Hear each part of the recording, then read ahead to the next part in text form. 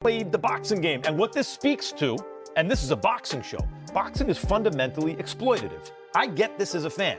It's a guilty pleasure. I get it, right? And usually it's fans and networks exploiting fighters, right? We say, we want to see you in blood and guts fights, which risks their health for the rest of their life to entertain us.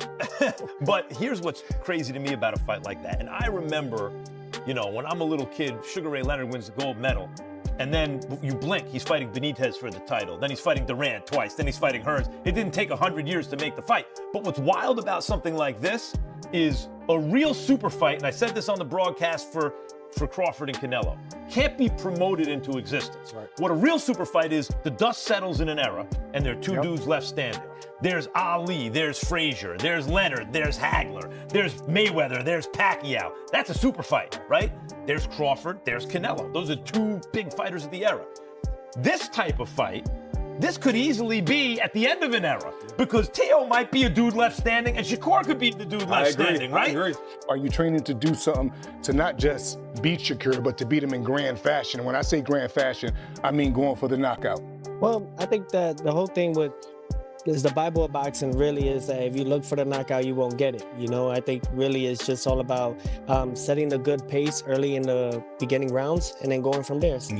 We have going for us, when a person underestimates you, that's lovely. And that ain't the only thing he's underestimating. So, we're good. Max Kellerman says this fight won't be easy, calling it danger for Shakur and a true test of his skill. Aesthetically pleasing fight. We've seen the way Teo goes against some of these boxers. We've seen Shakur in some bad fights, obviously. Although Shakur looks pretty damn good against Williams Zepeda. Teo's not a pressure guy. He likes to counterpunch. Two counterpunchers, really. Yes, it is not but there are some fights, guys. I think about Pernell Whitaker and Buddy McGirt, or Sugar Ray Leonard and Wilfred Benitez. I love the high-speed chess match. Not every fight has to be rock'em sock'em robots, right? That is, I agree with you. Aesthetically, there could be problems because someone has to take the lead, and they're both counterpunchers. But Chris, Teo has some angles with his feet that might bother a guy like Shakur. That's exactly what I was thinking. He has great angles with the feet. He moves greater in the ring. And combination fighter, to me, combinations is the best. Teofimo stays determined, saying the fight will be a harsh wake-up call for Shakur Stevenson when they finally face each other. Number one, my mandatory, and he didn't. He was too hesitant trying to commit to punches. So I think that it's just something that's going to be a rude awakening for Shakur. Hey, Doug, you hear that? He said the Bible of boxing. What else is called the Bible of boxing? It's Ring Magazine. And he's a two-division, Ring Magazine champ. Great ambassador for those championship belts as well. Yep, absolutely. I'm very big on those things. I claimed 2 weight divisions, 2 Ring Magazine belts in. Shakur's coach, Jack, says they stuck to their usual training routine, but tweaked the strategy this time to prepare him more intelligently. Trying a few new little things, you know what I'm saying? But other than that, it's basically the same thing we've been doing. We changed the strategy, but no camp is never exactly the same. So yeah, it's just like always. We may try a little bit of this, a little bit of that, but it's mainly the same things.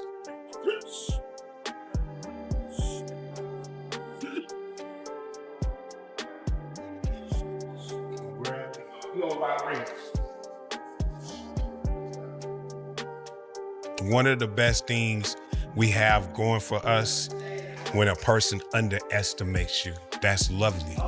And that ain't the only thing he's underestimating. So, we're good.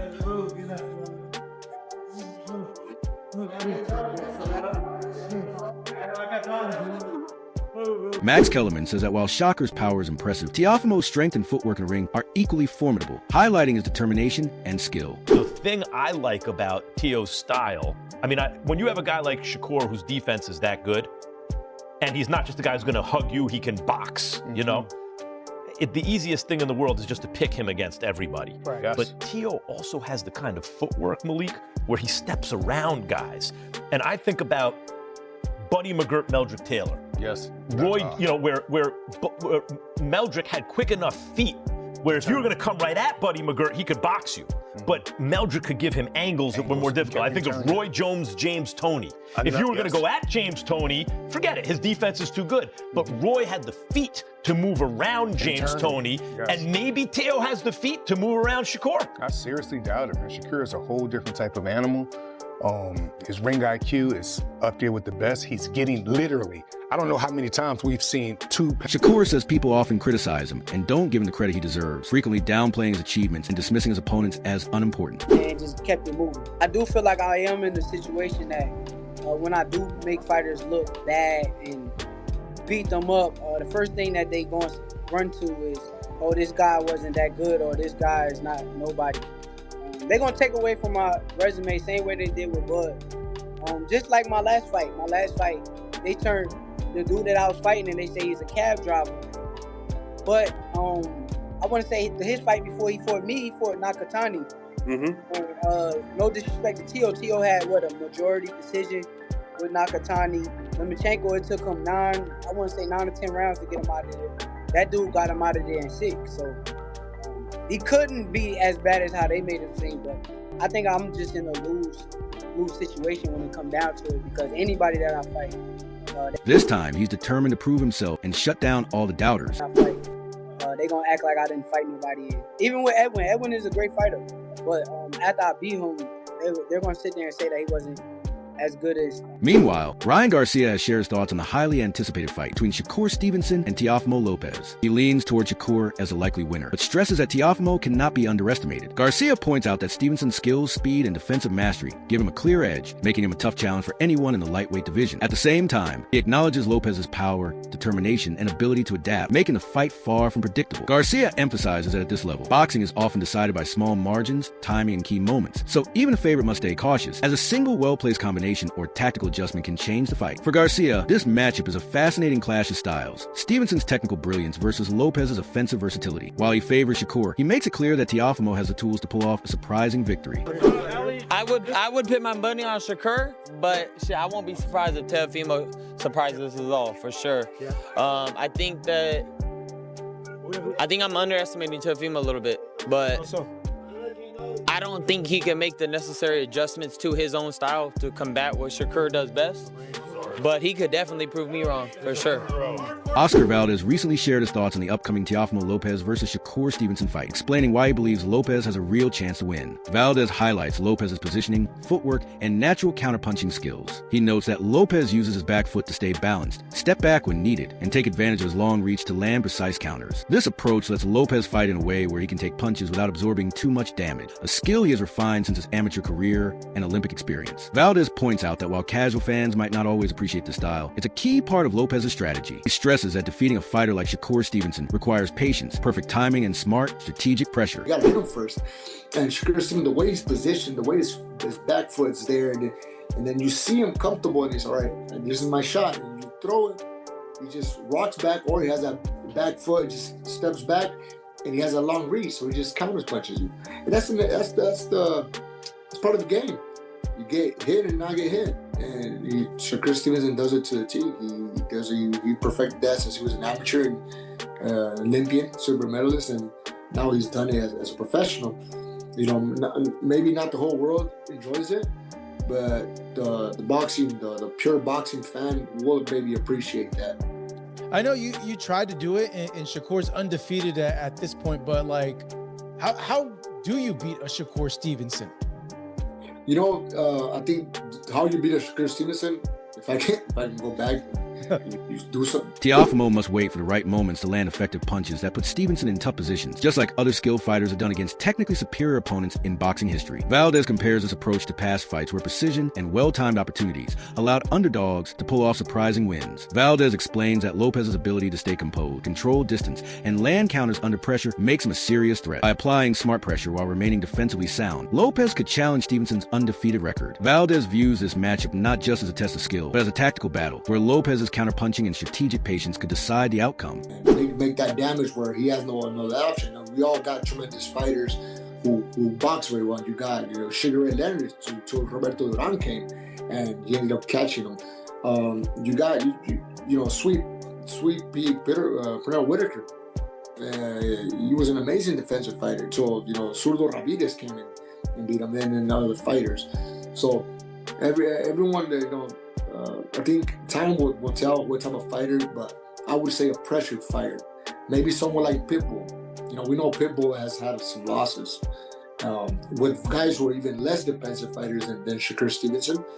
So Rayo Venezuela and then Gervonta Davis, and then his controversy. Zach Moses shared his honest thoughts on the upcoming fight between Shakur Stevenson and Teofimo Lopez, confidently stating that Stevenson is likely to dominate. He emphasizes that Shakur's technical skill, speed, and ring IQ give him a major advantage over Lopez. Moses notes that Stevenson's ability to control distance, read opponents, and capitalize on mistakes makes him a dangerous challenge for anyone in the lightweight division. While he acknowledges Teofimo's power and determination, Moses believes Stevenson's experience, composure, and tactical approach will neutralize Lopez's strengths. He also references past fights, like those against Vasil and Modin, to show how Stevenson has consistently handled aggressive opponents, proving that his style is very hard to overcome. It's a fight against Teofimo, Madison Square Garden next week. How do you see that playing out? I see him beating the shit out of Teofimo. I see Teo just, I don't want to really say too much, but I see Teo come to do what he do, and I see Shakur come to do what he do, and I just see Shakur doing whatever he want, and any type of way he want it, that's how it's gonna be. And next week is a big week, and I can't wait for bro to show everybody, for real. Should beat the shit out of him. Do you think he's going to stop Teofimo Lopez? Do you think if he wants to, he can? I mean, he act crazy, I think he can. That's all I'm gonna say. He act crazy, I think he can. Last one. Obviously, with that fight in the horizon, you want to be involved in big fights like that going down, you know, that New York, New Jersey rivalry. Is that something that inspires you when you see Shakur doing this at the highest level? I mean, for sure. Antonio Tarver recently analyzed the upcoming fight between Teofimo Lopez and Shakur Stevenson, outlining what he sees as the only realistic path for Lopez to win. Tarver explains that Stevenson's biggest strength is controlling distance, using angles, and keeping the fight in the center of the ring. When Shakur maintains this position, he naturally has the advantage, making it hard for Lopez to find openings. However, if Stevenson is forced on the back foot or trapped against the ropes, Lopez gains key opportunities to strike. His combination punching and ability to throw both hands quickly make him especially dangerous in close quarters, even against a slick defensive fighter. Tarver also emphasizes that conditioning and mental readiness are just as important as technique in determining the outcome. In that fight, sort of in the middle, you gotta favor Shakur. But if he's on the back foot, if he's on the ropes, I mean, that's going to give Teofimo a lot of opportunities. And what makes Teofimo, I believe, dangerous in this fight, he throws both hands in succession. He's a combination type puncher, and that always serves well if you got a real slick defensive fighter in there. If Shakur can show us a little bit of that, what he had in his last fight, a lot of that work in the center of the ring, it's going to be an exciting fight. I think you got to favor the guy who's in the best condition, not only physically, but mentally. I think, these guys are going to have to lock in, and they can't let, that intricate, you got to have your personal life in order. You know what I'm saying? Leading up to a fight this big.